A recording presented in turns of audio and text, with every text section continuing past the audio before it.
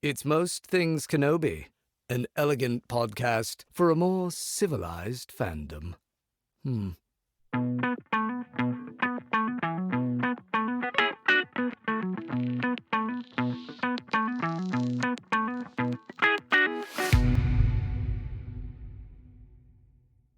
Hi, everyone. Welcome to another episode of Most Things Kenobi, a podcast about Obi-Wan Kenobi and all things Star Wars. I'm your host, Lauren. And I'm your host, Leanne.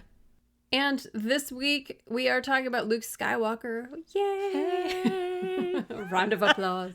Yay! But before we get into that, we want to talk about our Patreon because it is booming and it's really fun. And it sure is. It is I'm so really much excited. fun.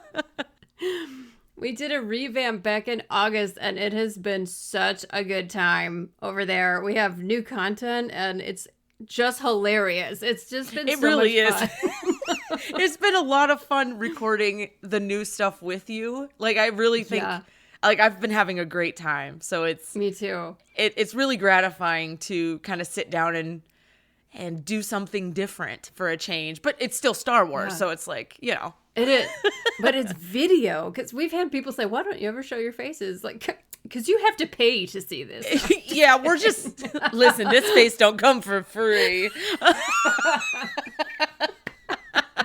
Please. I know, right? Like, no, we do show our faces sometimes for free. Yeah. But speaking of, we are actually hosting a watch party. We finally figured it out. I'm so excited. We got it. We figured it out. It's going to happen. I'm so excited for this. Me too. Finally. It's been like years. It's been We've years. wanted to do this for years. Yes. And I hope all of our Jedi Masters can join us because it's going to be a riot. I mean, honestly, because you and I started our friendship off doing watch parties in this similar way. Exactly. We would get on Netflix watch party, right? I think that's where we something started. Like it was. Yeah, it was like a Chrome extension back in the day or something. It was. And it was wonky as it used to like stop working. Well, granted, we did rewind maybe too many times. We to did. Rewatch stuff. It was pause, rewind, pause, rewind, pause, rewind on Obi-Wan stuff. And then I think we hosed it by doing that. Yeah, we just broke it. Totally. It gave up. But the program we're going to use is actually really user-friendly, and it's going to be kind of like a private room where we watch stuff, and there'll be a chat on the side. So we can be chatting with each other and everybody who's joining in as we watch. We're talking about either doing the Kenobi series, starting it and like working our way through it over the next few months, or a Clone Wars arc. And we have a poll on our Patreon for our Jedi Masters, and it's tied right now. Of course 50, it is. 50. So we need some tiebreakers to come in there and tell us what we should watch. If it doesn't break by the time we're gonna host the watch party, Leanne and I will just make an executive decision. We'll flip a coin on camera, and wherever it lands, that's the one we watch. How about that? That sounds good to me. Okay. And if we watch one, we will eventually watch the other. I've had two people say, how can I pick? Don't worry. We'll get to both. Yes. Yeah, without a doubt, we'll be watching both. So no worries there. Yeah, it's going to be great. So, please come over to our Patreon, give us a join in the fun. We have 3 tiers. We have a Padawan, a Knight, and a Jedi Master, and it's just really fun. So we hope you'll come over and join us. And thank you for all who already join us and have joined us recently. We appreciate you so much. You guys literally make every day so much fun. It really. There's a link to our Patreon in the show notes, just so you know if you need to find it. All right, one more item of business. We would like to read another Apple review. Leanne, I think you have it this time. I do. This time, this message is by Blazing Megan 523. Blazing Megan 523 says, "Literally can't stop listening. Found this podcast a few days ago and I'm hooked." Now this was a review from 2024. So hopefully she's still listening. "Found this podcast a few days ago and I'm hooked. I've listened to 35 episodes over the course of like 5 days. Parentheses, don't judge me. LOL." And it has become something I look forward to during my commutes and downtime. It's nice to find like-minded people, especially women, who are also obsessed with Star Wars. I love listening and laughing with y'all. Well, Blazing Megan 523, that is especially sweet and means a lot to us. 35 episodes of me and Lauren being me and Lauren. Somebody give this person a gold star because bravo. I don't even think I could listen to that many in that short a period of time. That's I can't even listen to one of our replays because I get all weird about it. So listen, Blazing Megan, thank you. We really appreciate that. We're glad to keep you company on your commutes and in your downtime. That's why we're here. We're talking about what we love and joining in with everybody else who loves it too. Exactly. Thanks, Megan. Yeah. Blazing Megan. Blazing Megan. Blazing Megan. Yes. All right, shall we start talking about Luke Skywalker now? Yes. The topic of the day is how Luke is like Anakin and Padmé. We've done an episode about Leia in regards to this, and now it's time to talk about Luke. And I'm so excited because we haven't talked about Luke for a really long time. I know. You know what's crazy is it's not crazy. Nothing about what I'm about to say is crazy. I was rewatching clips from the Ahsoka series, and only the Luke scenes from Mandalorian and Boba Fett. I should have done that. Man, I'm telling you, if you haven't seen them in a while, like I haven't seen them for a while, they are so good. Yeah. I got my fill. So that was my preparation. I had to be, nothing against Mark Hamill. Of course, he is Luke Skywalker, but I was in the mood to like go back and see Rosario as Ahsoka, and it kind of just went on from there. I wanted to see Hayden as Anakin. I was gonna say, get to that episode where Ahsoka is fighting Hayden again. Right. I just saw a clip of that the other day, and it's so good. It's anyway. It's not about these three. We're talking about Luke. But the thing is it reminded me all over again why I love Luke so much, and it wasn't even the Mark Hamill stuff, which is why I love Luke so much. I mean, anything Luke Skywalker related, no matter what it is, if it's book or whatever, it has to iterate off of Mark Hamill. Absolutely. Yeah. Yep. He is the OG. Like the Star Wars theme is Luke Skywalker's theme. It is. So because he wanted a theme, and didn't George Lucas say, "Excuse me, Mark, hi." John Williams said. Oh, it was John Williams. Okay, I knew it was one of the big ones there. And he's like, "Yeah, excuse me, Mark. The theme is your theme." That's high honor. That's a big honor. Yeah, and that's where your head just goes. But then I got immediately sad and depressed in Star Wars' pain, because then I started thinking about his parents. And that's why we're here today. Yeah, I mean, we're here to suffer. It's our lot in life, as 3PO says. Well, where would you like to start? I guess we have talked a little bit about how Leia has that very visible Anakin kind of fiery temper, and how we've mentioned in the past that Luke is very much like Padmé in a sense. But also, I was thinking about that the other day, and I was thinking how he becomes like Padmé, but I think he starts a lot like Anakin. Yeah, I agree. I think the first thing that has ever stood out to me about Luke and how he's like his parents is the first thing that popped into my head. And then once I thought about it, it really is a characteristic of both Padmé and Anakin. But what started me thinking was Padmé had a disposition to run to absolutely anyone's aid. And I think it became more reserved the older she got and the more into the Senate her position became. Yeah. You know, like we see Padmé in the Clone Wars, how she's a little more reserved, but she wants to speak up. She has kind of Bail to guide her in that respect because he's been doing it longer. He's a little bit older. Yeah. She has advisors. She has her ladies when she's back in Naboo. And she is ready to just help people. And the thing about Luke, especially in the original trilogy, is he's ready to do that no matter what. Yeah. And then I think about it more, and it's like, well, Anakin was like that, but the part that Luke shares with Anakin is he doesn't really think about it. He just wants to go do it. So there's that haughtiness, like that hastiness that Anakin possesses, but the desire and the goodwill and I must help these people, I must come to their aid is very Padmé coded. Yeah, I totally agree.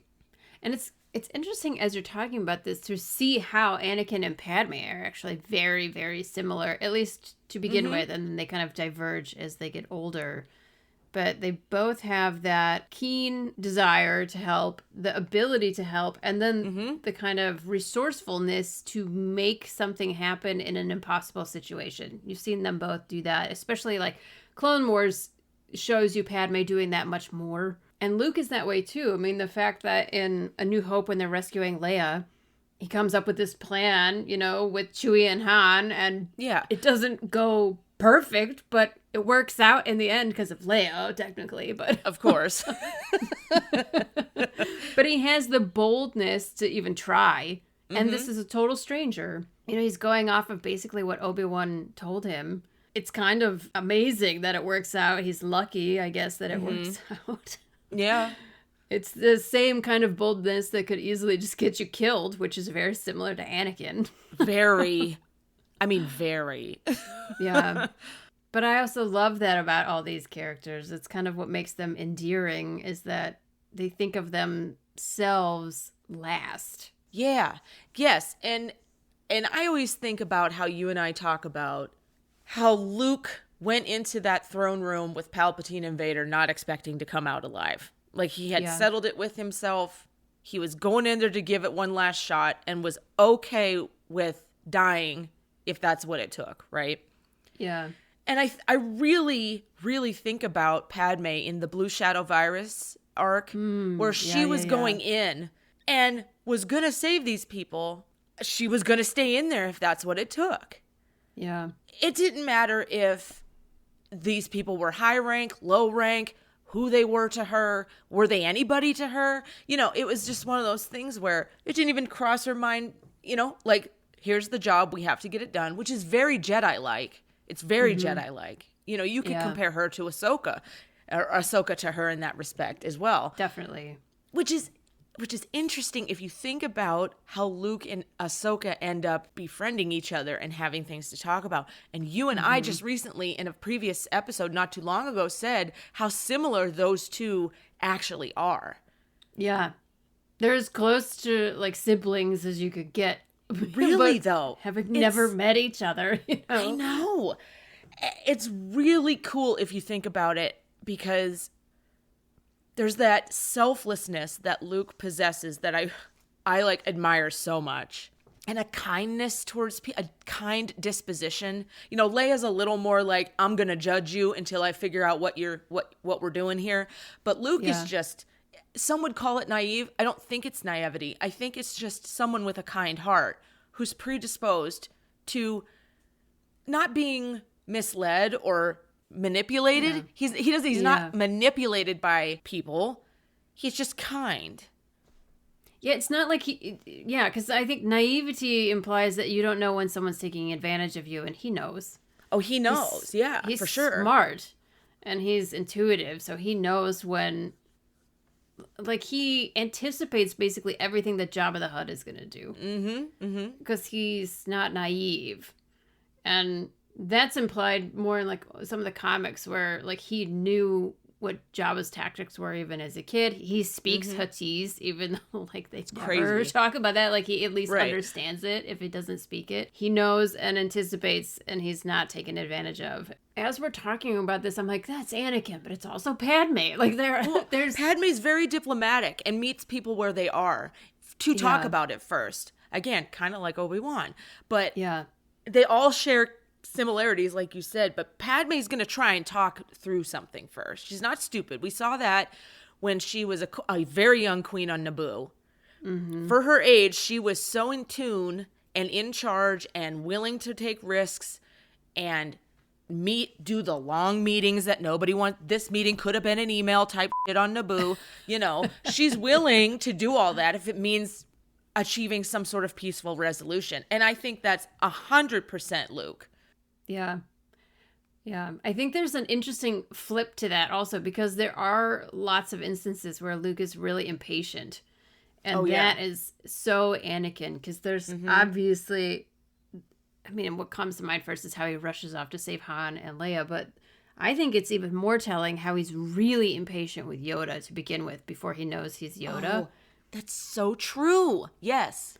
But the thing I love about him that you could argue is like Anakin in Clone Wars, but really to me it feels more like Padme, that he learns from that and is actively different by Return of the Jedi when he meets the Ewoks. Very true. He could be as dismissive as Han, but he's telling Han, no, like there's something to learn from everybody. Like calm down, just go with it for a minute. Yep. That's something I love about Luke's character because he has such a crazy growth arc, which not every character gets to have. He starts as like this kind of impatient teenager, and by the end, he's this completely collected, calm, passive Jedi who is no longer like seeking action. He just knows when he has to do the thing that's hard, he'll go and do it. You know, like going to the throne room. And he was fully capable of dealing with that situation, as we saw. He just intended to go there as a passive agent. I love that he has moments of impatience. He's not perfect, and that's why I love this character. And that is such a mixture of Anakin and Padme in there to me. Yeah, they can both Anakin and Padme are very composed when they need to be. Anakin loses that composure much faster than Padme. And I think Luke grows more into keeping that composure a little bit longer with each arc, you know, with each original trilogy movie, if you will, and even into the sequels. It's really nice to see kind of how well-rounded he ends up being in the sequels. I mean, for what they are and what they're not, right? Yeah. He's like the most patient when he's trying to help Rey. When he talks to her, sits with her, this is Force Ghost Luke. He lifts the plane out and has his moment, you know, out of the water and that sort of thing. And it's full circle, right? Because Yoda was old, was trying to teach and show a young potential Jedi, a young potential Force user, etc. He goes literally from being so impatient with Yoda over all his business, you know, to actually doing it himself. Full circle, literally. Yeah. But I don't know if Anakin had been given the chance and had therapy somewhere in that temple, like we always say, I think he could have been really composed and quiet, you know, thoughtful, like a Jedi of different ranks, like Qui-Gon or Obi-Wan. You know, the pensive, quiet, thoughtful, but not afraid to kick type of Jedi. Yeah, I totally agree. The thing that I think of is how Luke is, I mean, this is non-canon because it's Legends now, but he is one of the few Jedi who's a Grandmaster. Like Yoda. Yeah. Oh, yeah, true. And I know it's not canon in the sequels, I guess, but like, can you imagine Anakin reaching Grandmaster status? No, the answer's no. Yeah, I mean, he doesn't even really reach Master status, let's be real, but... Poor thing. Too soon. I know, I'm sorry. But it's that Anakin wants clout. And that's not as present in Clone Wars until maybe like the very end. But that's very present in Revenge of the Sith. Mm-hmm. And Luke does not want clout. Like, he's not remotely interested in it. Mm-mm. He's just interested in learning, and he happens to be a hero right away because he's a child who blows up the Death Star, luckily, the first time around. Got lucky. But, like, he doesn't do it for fame. He does it because it's the right thing to do to stay as part of that fight. Right. Yeah. The thing is Anakin thought he was owed something. And Luke never, ever walked around pretending like anyone owed him anything. They didn't, and he didn't feel that. They did, you know? Yeah. And that's very Padme. I don't think Padme ever... She thought that the people were owed respect. This group of citizens on this planet were owed, you know, food, water, shelter, things that things they need. But she never walked around thinking, well, I'm going to become a chancellor. So no, please. No. She would have traded it all in if it meant peace overall. You know what I mean? Yeah. Absolutely. She's really selfless. And like service was her Yes. motto from she was a queen as a child. Crazy. And knowing that she was a temporary queen, it wasn't like, queen for life. It's like she was, I've not read anything. I don't know how she became queen, if it's an election or what. But she goes from being a queen, which is basically a diplomatic position, to a senator, and never once does it for herself. It is always in service to others. And I think that is very apparent in Luke, just as his nature. I don't think he's even actively trying to like be there for others. He just is that way. And whether it's, the rebellion as a whole, where he says you're turning your backs on them, when he says to Han, like, it's the right thing to do to stay here. All the way up to just his personal battles between him and his demons and his father and all of that. It's never intended to be seen on a hollow net or anything like that. Right, like, no. It's just his own acts of service to others, because I think that's just how he is. Yeah, I don't know how many more times I have to say it. I'm just repeating myself. You bring up excellent points, ones that actually connect the true meaning of a senator in this case to a true meaning of a Jedi in this case as well. Service to others, selflessness in order to provide that. That's what a Jedi's supposed to do. And that's what these senators for the Republic were meant to do. Do they all do it? No. We have the Pon Krells of the world on this side, and then we have the Palpatines and the other corrupt ones that were, infiltrating and being moles and stuff in the Senate. And it brings the other ones down and gives the good ones a bad name. But in that respect, both Luke and Leia have that shared trait that both Anakin and Padmé also share with each other. It's no surprise they actually fell for each other, all circumstances aside. I can see why the respect was mutual. You think about Obi-Wan and Satine, there was a mutual respect there. Yeah. Both kind of leaders of trying to stop war, stop famine, stop hurt, people hurting, this, that, the other, in positions where they were most able to do so. There's obvious reasons why they were attracted to. I mean, they were both attractive humans anyway. Same with Anakin and Padmé. But yeah, that's ridiculous. You have to have respect for each other. It's definitely fiction. Day. No one is that beautiful in real life. No, listen. Bottom line footer on all of this is no one is this pretty. Except all of these people who are hooking up with each other in Star Wars. But you know what I mean. I'm trying to say there has to be a level of respect there. And when Padmé loses the respect for Anakin, it goes downhill with the Clovis stuff. Yes.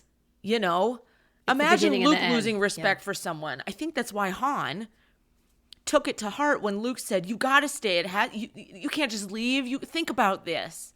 I don't think Han wanted to lose the respect of Luke, because Luke was a good kid.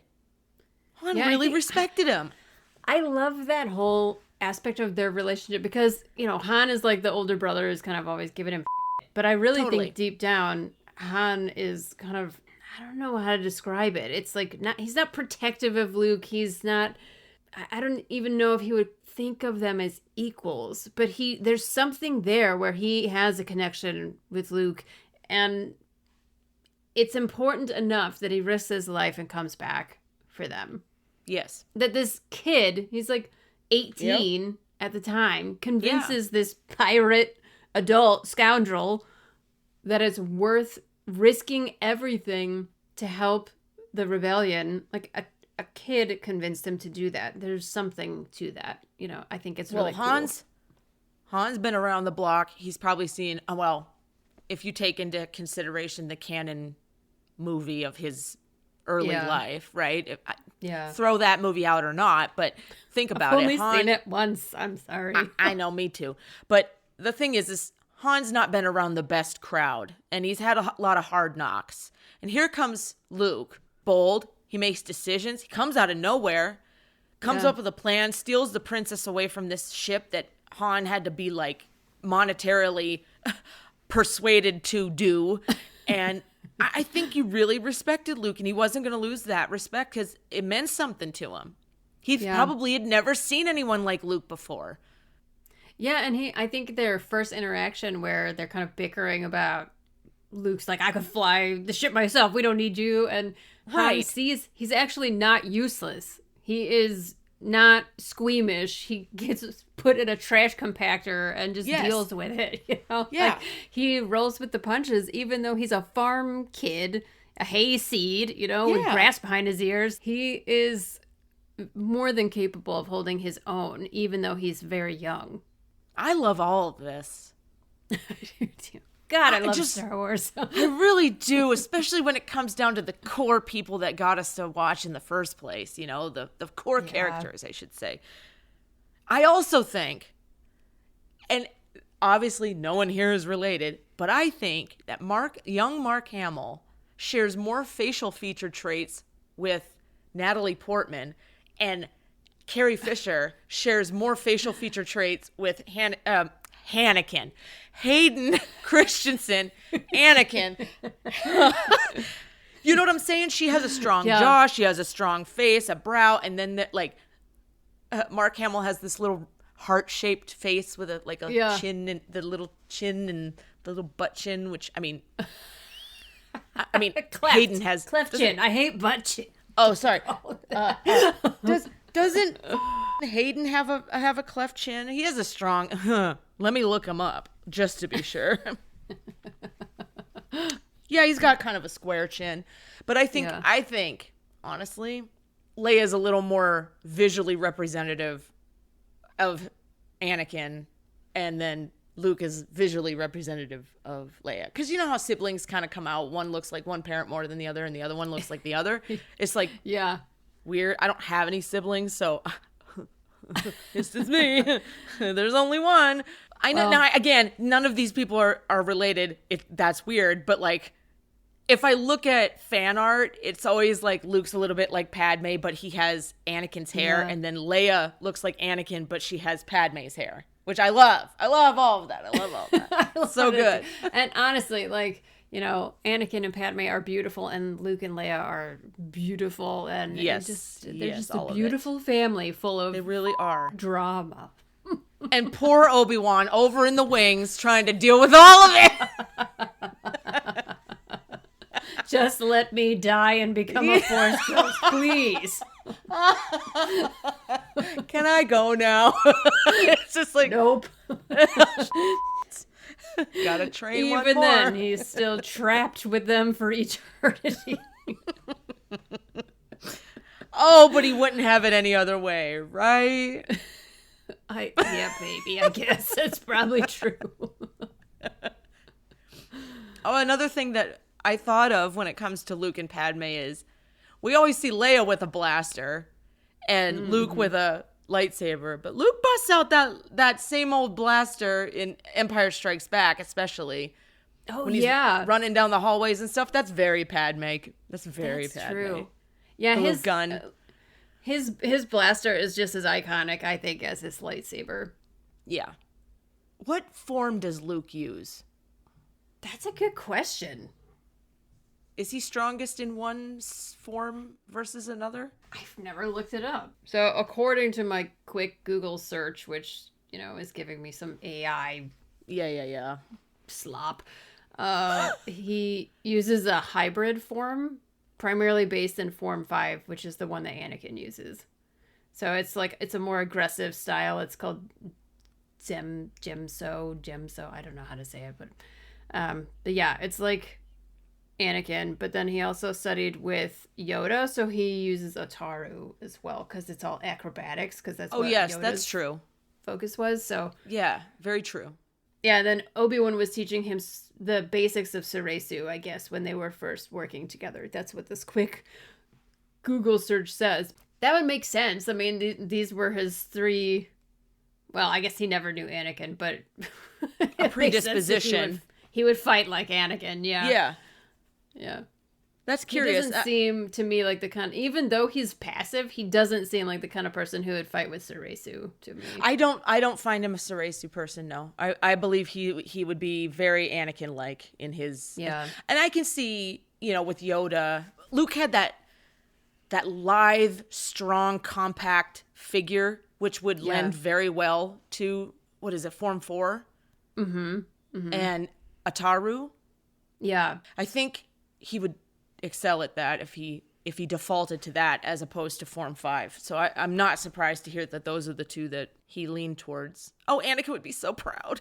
Oh, I know. Anakin's so good, though. Well, Hayden. I know. Hayden, the king of all saber twirling. Oh, my God. Seriously, even just watching a small snippet of him in the Ahsoka series, it was just like, oh, yeah, that was something special. And Hayden knows it, but he's so he humble does. about it. He's so humble about it. It kills me. It's so not Anakin. I love it. I eat this stuff but up every for now and then breakfast. someone can coax him to do a twirl I like on know. stage in front of an audience, and people I lose know. their and faint right I'm there. losing my shit over here right now. Anyway, what were you gonna say? Nothing. I mean, I was just I guess the hybrid is very much like Obi-Wan, because Obi-Wan is, yes, he's Ceresu, but Obi-Wan knows how to use most of the forms, and he adjusts what he's doing to the situation, and I feel like Luke does that also. Yes. I mean, if you're going to become a Grand Master, whether it's canon or not, Yeah. you got to be able to bounce between all of them and read your opponent well, just like Obi-Wan. And he was Obi-Wan's, under his tutelage for some time. Well, and who knows, maybe this is more prevalent in the books, because I'm here to say I've not read very much Legends, so I don't know. But just because the story ends in Return of the Jedi doesn't mean that Luke doesn't keep training with Obi-Wan, since their ghost is hanging out with him. It's very possible that training continues. He trained with Leia. Yeah, So- exactly. And Leia wasn't sleeping on him either. No, she was actually so powerful she scared herself. Yeah, that's crazy. Oh my God. I love these Yeah, I two love so them. much. Oh my God. Oh my I know. God. Everybody who thinks that the Skywalker saga can end can just, the door's over there. You can see yourself out. Okay. Yes, there's a lot of really nice, cool new characters, but the door's over there if you think that the three main characters, the original three, Yeah. need to end. Bye-bye. See you later. Over there. That door. Never. Over there. Never on this podcast will we agree with that. Mm-mm. No. Probably to a fault. But you know what? If you find fault in that, the door's over there. Look, this is what we grew up with. This was before, It's true. it was open harvest on everything true. Star Wars you can imagine. We had 3 movies and That's then a it. bunch of Legends books. So, sorry, but I'll clutch that to my chest till I die. Yeah. I mean, it was rewatching like VHS tapes for me over and over and over and over. My poor mom never wants to see Return of the Jedi again because I Exactly. watched it I so know. much. I know. And I was raised in a Star Trek household, and they told me just go in the bedroom. So I did. I know. I felt so excited when I went to college and I had my own TV. Right? I was like, I'm going to watch Star Wars all the time. And no one is God. going to complain. It was I great. love Star Wars so much. Thank God we have a podcast where we can talk about it. I know. It's so refreshing.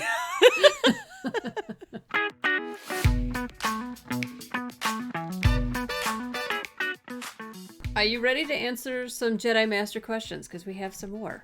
I am. Let's do it. I love these. These are the best.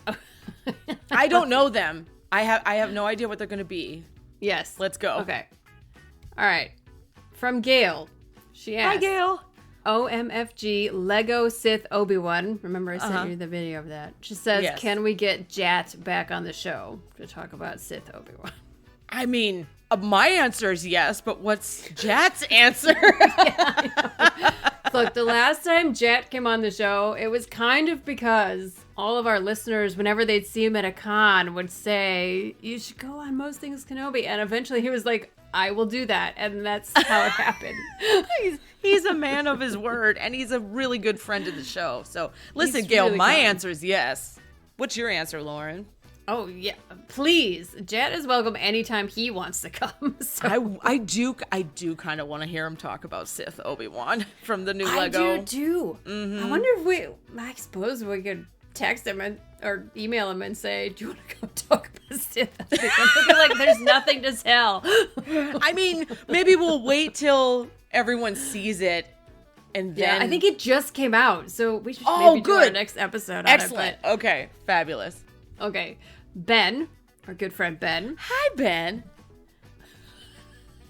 Oh no. So What is how it? long would it take a duck to fly to the moon?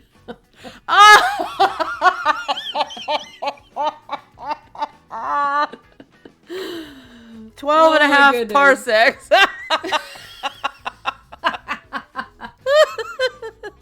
I don't know.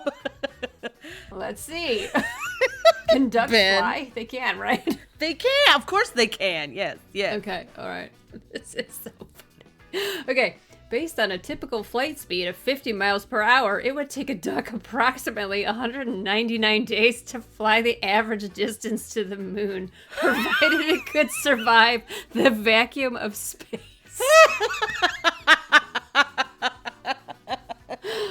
Oh, well, I guess my there's our goodness. answer. By the end of the year, if he starts on January 1st, right? Oh my gosh, yeah, wow. Does this account for bathroom breaks and food?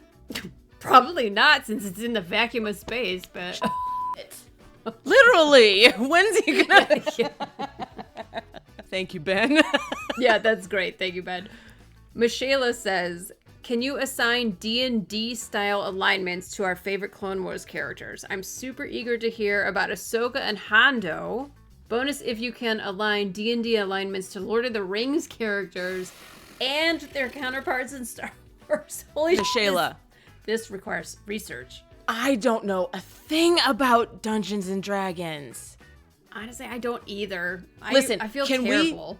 Can we research it and then get back to you? Would that be? You know, I think, doesn't Adela know a thing or two about D&D? Maybe this can be a Q&A session when we get one with our patrons, and Oh, that's a good idea. we can have a roundtable discussion. Because I've never played. I'm so sorry to disappoint you all. I I've never know. played. Honestly, I'm like just a little bit too young for when it was like popular in the 80s. Because my cousin same. definitely played, and he's 10 years older than me. But I know it's Same. actually super popular still, so I don't know. I have no excuse. But she also asks, are you also obsessed with K-pop demon hunters? Because this is all I hear about now.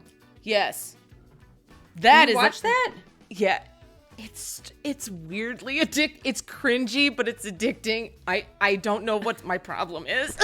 I've heard nothing but good things. It has really good music. But I That's find myself sitting there going, you really don't need to be watching this, but it's kind of good. Like it's the music. And I like K-pop music anyway, so Yeah. half of the people that I listen to and I have playlists with are on there. Honestly, people are raving about it. They love it. So Yeah. I don't know. It's what's a taking fun me so- watch. Yeah. I'm stupid because like everyone was like, watch Blue-Eyed Samurai, you'll be obsessed. I waited like a year and then I watched it and I was like, holy shit, this is good. Yeah. Why didn't I watch it when everyone said to watch it? It's harmless. It's not. Yeah. It's one of those like easy watches. That's what I need in my life right now. I need gentle and simple. Try So, it. Thank you, Jedi Masters. This was delightful. There's more. We have lots more, so we'll keep doing this. Yeah, and we have D&D homework now. Yay. Yes, we do. We gotta play it at some point. Ooh, let's do it. I'm down. Okay. We're gonna learn new skills. Yes. 40 years later, we'll pick up a game. Thank you, Jedi Masters. All right, our next episode, we kind of already mentioned it offhand, but we're going to discuss the new Lego installment of Star Wars, Legends of the Past, Rebuilding the Past. What's it called? You know, the one with Sith Obi-Wan, folks. Rebuild the galaxy pieces of the past. Rebuild the galaxy pieces of the past. We're going to talk about it with special emphasis on Sith Obi-Wan, because didn't Lauren and I just lose our shit when we saw that there was a Sith Obi-Wan? Okay? No, I sent you the little clip off of Instagram, and I was like, holy shit. Jet is finally actually voicing Sith Obi-Wan, even if it's a Lego. Yes. I don't care. I will take it. We're here for it. We're going to talk about it next episode, so please join us back here for all the ridiculousness, because I'm sure it will ensue. Thank you so much for joining us here on the Most Things Kenobi podcast. If you'd like to support the podcast by becoming a patron, head over to the Most Things Kenobi Patreon. You can also interact with us on social media platforms, Tumblr, Instagram, YouTube, and Threads. And don't forget to subscribe on your favorite podcast player. If you enjoy our podcast, feel free to rate us on Spotify and Apple. And if you rate us on Apple and leave a review, we might read it on one of our episodes. Yeah. And if you need just one place to find all of this, head over to mostthingskenobi.com. So until next time, my space twin, may the Force be with you. Always.